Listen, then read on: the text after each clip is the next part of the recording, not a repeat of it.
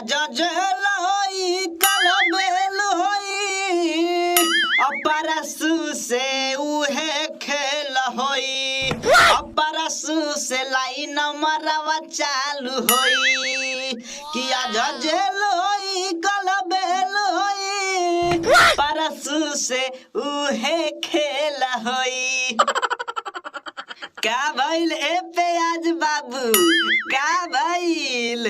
काहे ऐसन बोलत बाड़ा? गानवा काहे गावत बाड़ा? आज जेल होई कल बेल होई।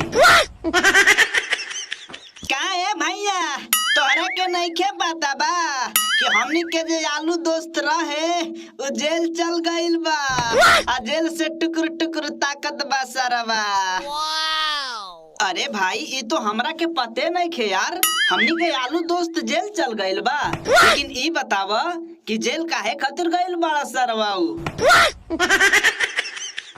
का बताई ए टमाटर भैया, हमार जे आलू दोस्त रहे वो शादी कैले रहे नया नया बैंगन भाभी से आ सरवा ट्रेन से जात रहे हनीमून मनावे आ आलू के मन में लालच आ गइल। आई एगो लड़की के देख के आ लाइन मारे लगल सारे।